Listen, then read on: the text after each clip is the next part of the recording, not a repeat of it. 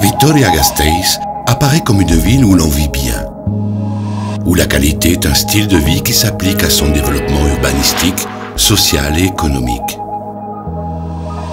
Une gestion qui s'est convertie en une référence internationale.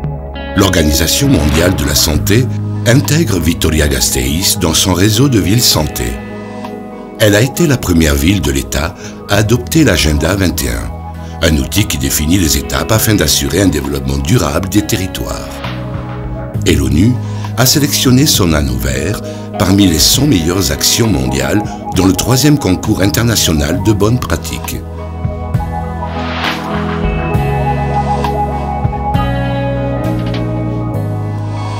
Une façon de vivre en misant sans cesse sur les technologies de l'information et de la connaissance. Et le meilleur exemple se réfère aux entreprises installées dans le parc technologique d'Alava.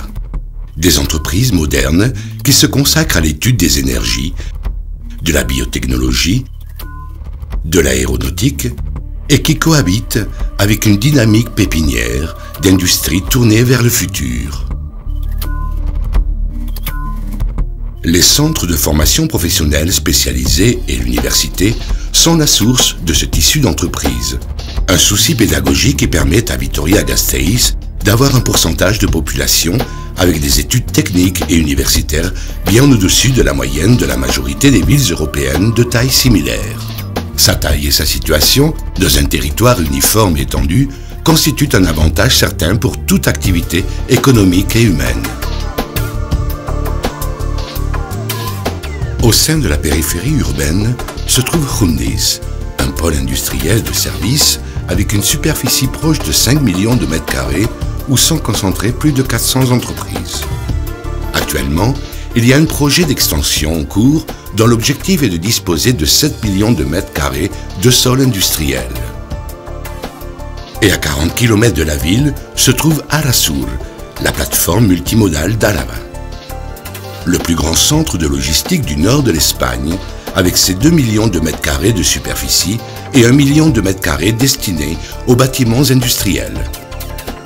Vitoria-Gasteiz a toujours bénéficié d'une situation attrayante.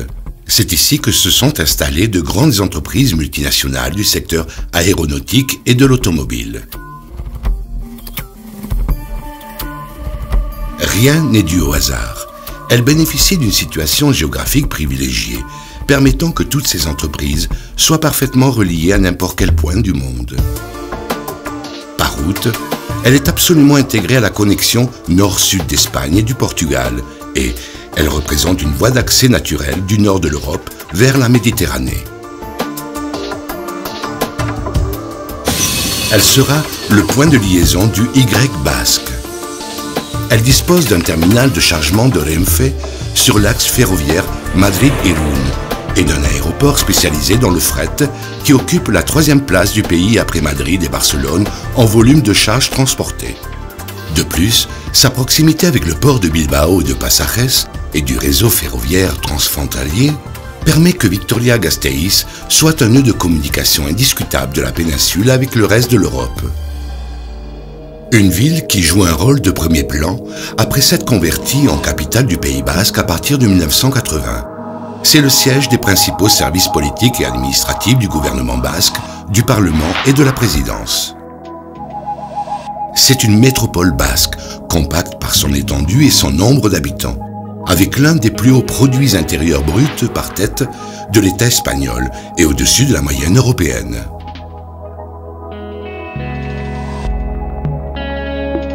Vitoria-Gasteiz offre une nouvelle façon d'être et de vivre, et elle est devenue une ville de congrès remarquable, aussi bien pour son infrastructure quant au déroulement de tout type d'événementiel que pour son offre culturelle et de loisirs. Le palais de Villasuso, un bâtiment historique de la Renaissance en plein centre historique médiéval. Le palais Europa, un édifice moderne de congrès et d'exposition en plein centre de la ville. Près de l'édifice et de l'ancienne sucrerie de l'ancienne Compagnie des Eaux, il constitue un bel exemple d'espace polyvalent à la disposition des professionnels les plus exigeants. Elle possède une structure urbaine modèle, tant pour la récupération de son centre historique que pour sa liaison avec des zones plus modernes. Elle dispose de 42 mètres carrés d'espace vert par habitant, ce qui la convertit en ville européenne avec le plus d'espace vert implanté. Et elle se détache parmi les 10 villes européennes avec la meilleure qualité de vie, en occupant la première place dans le classement des zones vertes et d'espaces culturels par personne. Fière de son identité, elle a apporté une solution d'intégration entre la ville et le milieu rural. Son anneau vert a permis la liaison entre les espaces verts urbains et les espaces naturels du milieu agricole en agissant comme un vrai poumon et filtre vert qui se répercute sur la santé de ses habitants. De plus, elle a favorisé le développement des nouvelles activités économiques en rapport avec la durabilité, l'éducation et les loisirs.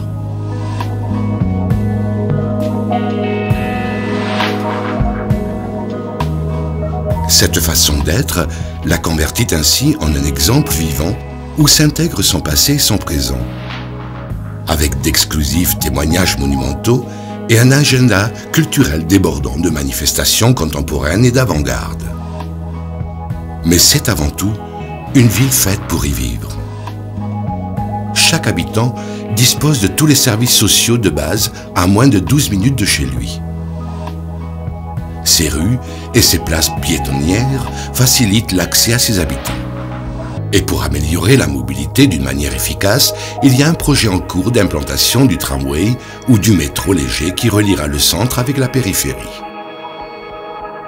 C'est l'une des villes avec le plus grand nombre de personnes inscrites à des activités sportives grâce à ses centres civiques répartis dans chaque quartier.